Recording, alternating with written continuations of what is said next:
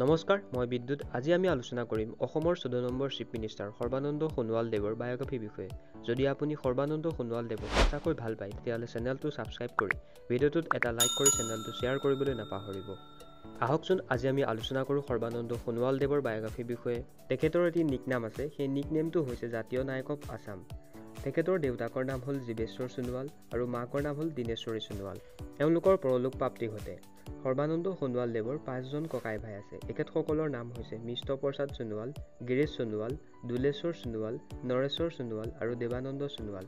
সৰ্বানন্দ সোণোৱালদেৱৰ দুগৰাকী ছিষ্টাৰ আছে। তেখেতসকলৰ নাম হৈছে ৰুমি শইকীয়া আৰু ডালিমী শইকীয়া। বৰ্তমান সোণোৱালদেৱে বিয়া পতা নাই। তেখেতৰ জন্ম হয় 31 অক্টোবৰ 1962 চনত। তেখেতৰ বাৰ্থ প্লেচ হৈছে Mulukgaon, located in the Dibrugarh district. Zodiac sign হৈছে স্কৰ্পিঅ'। হোম টাউন হৈছে ডিব্ৰুগড় ডিষ্ট্ৰিক্ট।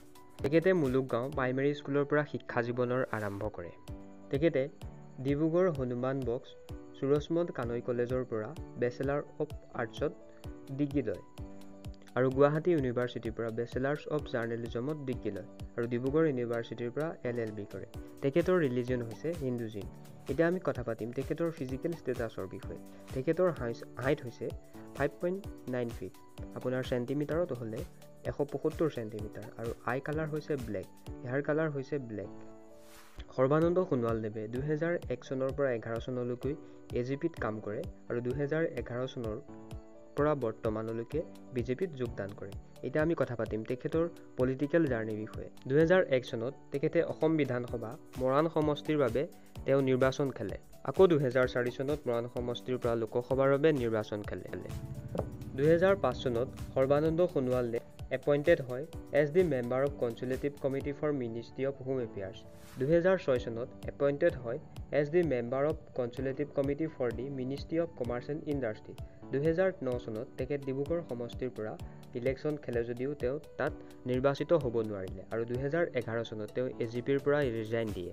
2011 চনত ভাৰতীয় জনতা পাৰ্টিত জইন হয় আৰু জইন হৈ এপইণ্টেড হয় নেশ্যনেল এক্সিকিউটিভ মেম্বাৰ হিচাপে আৰু 2011 চনত এপইণ্টেড হয় state spokesperson and general secretary for BJPৰ। 2012 চনত এপইণ্টেড হয় ষ্টেট প্ৰেছিডেণ্ট অফ BJP, মানে BJPৰ তেওঁ ৰাজ্যিক সভাপতি হয়। 2014 চনত সোণোৱালদেৱে লখিমপুৰ সমষ্টিৰ পৰা লোকসভাৰ ইলেকশ্যন খেলে। নিৰ্বাচনত জয় হয় এণ্টাৰপ্ৰেনিয়ৰশ্বিপ আৰু স্কিল ডেভেলপমেণ্ট মিনিষ্টাৰ, লগতে ইউথ এফেয়াৰ্ছ আৰু স্পৰ্টৰ মিনিষ্টাৰ হয়। 2015 চনত তেখেত প্ৰেছিডেণ্টেল BJPৰ মেম্বাৰ হয়। 2016 চনত অসম বিধানসভা মাজুলী সমষ্টিৰ পৰা তেখেতে ইলেকশ্যন খেলে আৰু ইলেকশ্যনত জয়লাভ কৰি অসমৰ 14 নম্বৰ চিফ মিনিষ্টাৰ হিচাপে কৰ্মৰত হয় আৰু 2021 চনত তেখেত কেবিনেট কমিটিৰ পলিটিক এফেয়াৰ্ছৰ মেম্বাৰ হয় আৰু 2021 চনত অসম ৰাজ্যসভাৰ মেম্বাৰ হয় আৰু 2021 চনত তেখেত ministry of port and shipping and ৱাটাৰৱেজৰ মিনিষ্টাৰ হয় আৰু 2024 চনত ডিব্ৰুগড় সমষ্টি অৰ্থাৎ ডিব্ৰুগড় সমষ্টিৰ পৰা লোকসভা ইলেকশ্যন খেলে। বৰ্তমান তেখেতৰ নেটৱৰ্থ হৈছে 1 crore। যদি ভিডিঅ'টো চাই ভাল পালে তেতিয়াহ'লে চেনেলটো ছাবস্ক্ৰাইব কৰিবলৈ নাপাহৰিব। ধন্যবাদ। জয় আই অসম।